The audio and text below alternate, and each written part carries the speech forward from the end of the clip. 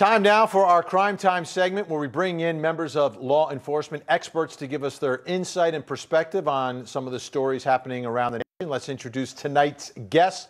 Back with us, retired Los Angeles Police Department Sergeant Cheryl Dorsey. Sergeant Dorsey started with the LAPD in 1980. She worked in patrol and specialized units, including gangs. She's the author of Black and Blue, The Creation of a Social Advocate.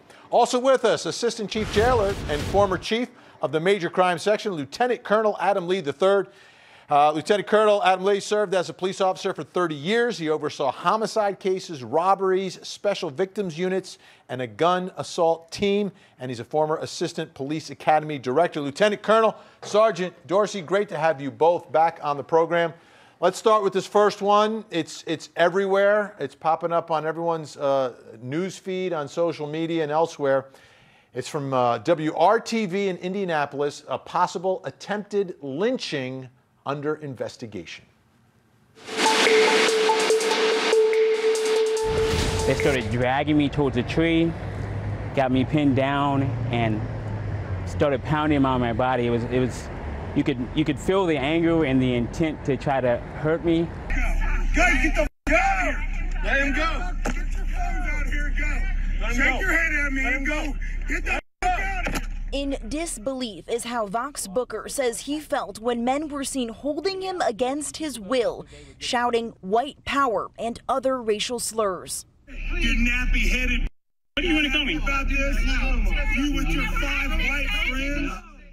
Booker says he and some friends went to watch the lunar eclipse on the 4th of July at Lake Monroe. A group of men informed them the route they were taking to get to the public access beach was on private property. But then things got hostile, leaving Booker with a minor concussion, abrasions, and patches of hair ripped out. What saved his life, he says, were his friends, along with bystanders that heard the commotion and demanded the attackers let him go, refusing to leave. Booker called the police and the Department of Natural Resources came, but no arrests were made at the scene. The Bloomington city clerk calling for this to be investigated and charges made. My heart is breaking for our town. This is Bloomington. And I know people like to say that things like that don't happen in Bloomington. They do. They happen a lot. All right, there's an investigation ongoing, but what more do you need to find out outside of the videos that recorded a lot of this? Sergeant Cheryl Dorsey, let me start with you. What more do you need here?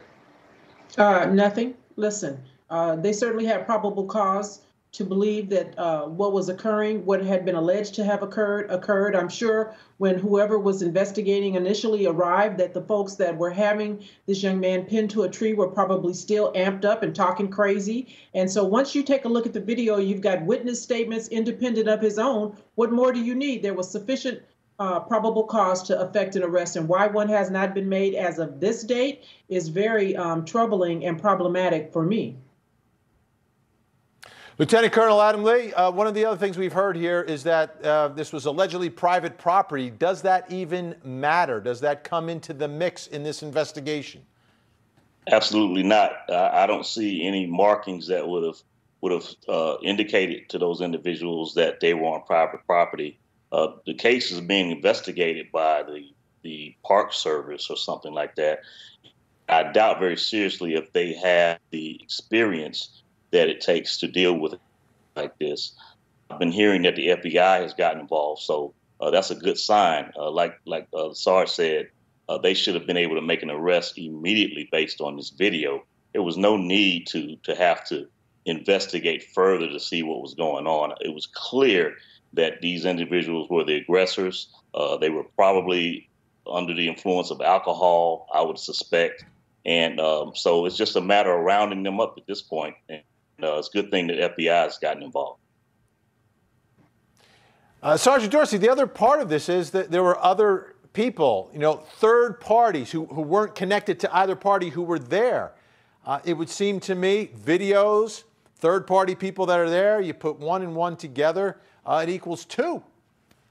Absolutely. And listen, under any other circumstance, and I've certainly been involved in similar situations where you have a victim of a crime and who points to a suspect, there he is, go get him.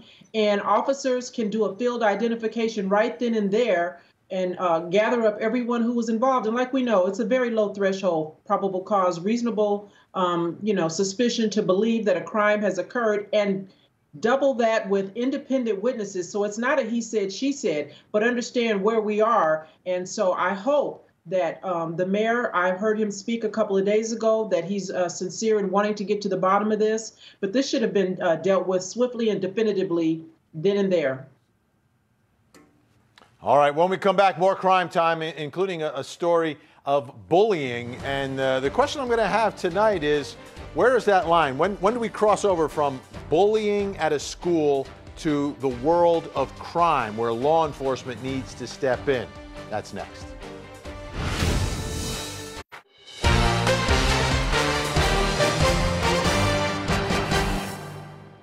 I really just don't know what to say about it, because it's just so unhumanly, I guess you could say. She got kicked in the face when she was on the ground. That just really upset me. If this was my little sister, I hope somebody would do something. Unbelievable story of bullying. One of the cases we're taking a look at tonight in our Crime Time segment. Still with us, Sergeant Cheryl Dorsey, retired LAPD, and Lieutenant Colonel Adam Lee III, Assistant Chief Jailer, former Chief of the Major Crimes Section. This next story, I'm going to give you folks a warning at home. Got some graphic video we're going to show you. It's a little bit brutal. It's a lot brutal, actually, for the victim in this case. 2 students, though, step in to stop bullying. This comes from WKBW in Buffalo, New York.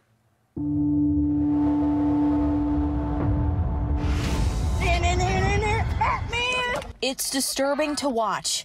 A group of girls hitting, punching, and kicking this girl in the black sweatshirt. It was Wednesday on the football field at North Tonawanda High School. A group of wrestlers saw something wasn't right. Me and Anthony were like, this can't happen. We need to go stop this. I really just don't know what to say about it, because it's just so unhumanly, I guess you could say. 15-year-old Simon Grisconis and 17-year-old Anthony Swan saw what was going on and couldn't believe it. This group of girls emerged from behind the bleachers. This one girl was walking away from the mob.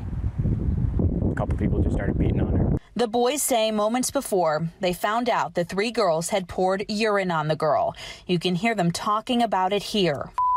Got your piss on my hand. I smacked her. She got kicked in the face when she was on the ground. That just really upset me. So the boys stepped in. Swan grabbed the girl and walked her off the field. Grisconis approached the other girls. I followed them because they were walking, and I yelled at them to stop. And then they were walking away, and I said, get out of here, and I told them to leave.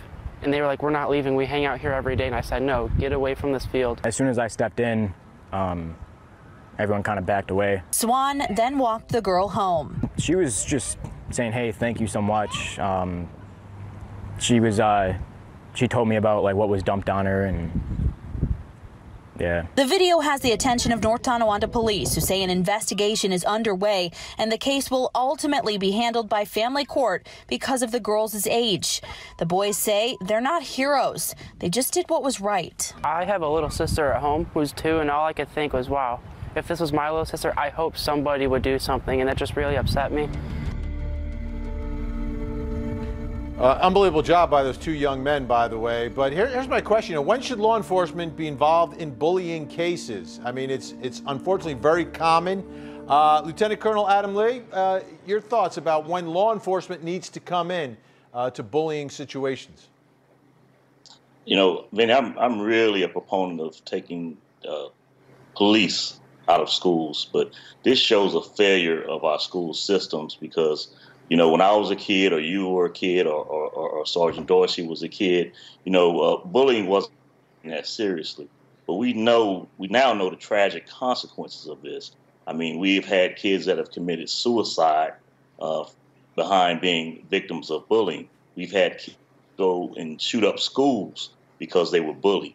And so we know that is always a possibility lurking when you have a situation like this, and you have to investigate it immediately because, as I said, you know, this young lady could have very low self-esteem. Next thing you know, she's committing suicide, or she grabs her father gun and comes to the school and shoots those individuals. So it could end up in tragic consequences if we're not careful. I'll tell you, amazing job, though, by that community there. They have done a lot to support this young lady. Sergeant, your thoughts about when does law enforcement need to be in the equation when we're talking about bullying? Well, when it becomes a crime, Vinnie, and listen, the moment that they put hands on her, the moment that they doused her with urine, it's a crime. You don't get to do that. And so thank goodness that those young guys were there and they were able to step in. And I know that one even went a step further in walking her all the way home to make sure that she made it home safely. And so, you know, for anyone who's watching this, who have children who tend to be a little timid, if that were my daughter, the next day she'd have been in a self-defense class, I promise you. All she needed to do was find something to pick up and knock one of those girls in the head, and the other two would have fled, I promise you. Lieutenant Colonel, this to me is such a delicate balance, right? We want law enforcement involved when they need to be in there, right? When crimes are being committed and things are getting very dangerous. Is there anything from your perspective that parents can do, that parents can help in trying to figure all of this out? How about parenting? That's what parents need to do. We need to get down to the basics. And parents need to be parents and not friends of these children. They need to be their parents. Too much pressure is being placed on the law enforcement community as well as the educational. It's like they just send their kids to school and they expect them to come back without any issues. And parenting has to start. We have to start back to the basics of being good parents. That would be my answer. Final story tonight comes from WTMJ in Milwaukee, Wisconsin. A possible abduction caught on camera.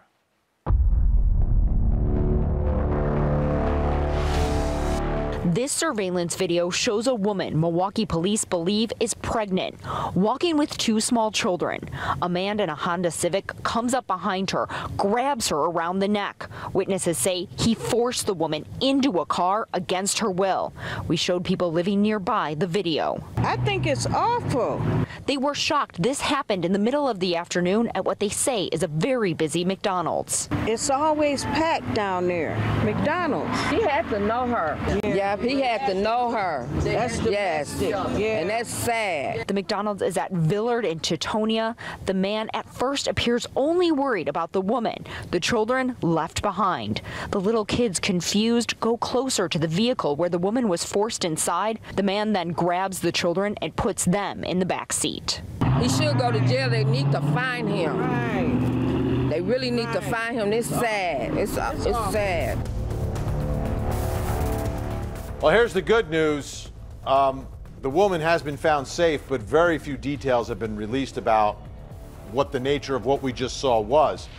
But that's how the case started. So how would you investigate this case? Sergeant Cheryl Dorsey, I'll start with you. We know she's been found safe now, but when you get a video like that and it comes across your desk, how do you investigate that? Well, you'd need to solicit the help of the community because you can see another vehicle in the background to the rear of this car that was moving. And so that makes me believe that at some point this person stopped and just became an observer of what was going on. And so I would first ask for community help. Someone knows who that woman is. They know who those small children are. And so family members or friends can help them identify her and then ultimately tell them a little bit about this relationship between her and this guy, because it seems like the children feel comfortable around him as well. They walked over to the car. They didn't try to run and get away, and they seem to kind of willingly, the little ones, get in. And so that would be the first thing, is identify her, find out the relationship, and then go from there. Lieutenant Colonel, what do you see in that video? The video is the best evidence that the police have at this point. It clearly looks like it's going to be a domestic situation. I would be looking for more video. I would be looking at the video in the McDonald's just in case either one of them, as well as the children, may have been in the McDonald's prior to this incident taking place, or any other videos that might be from another building or business nearby.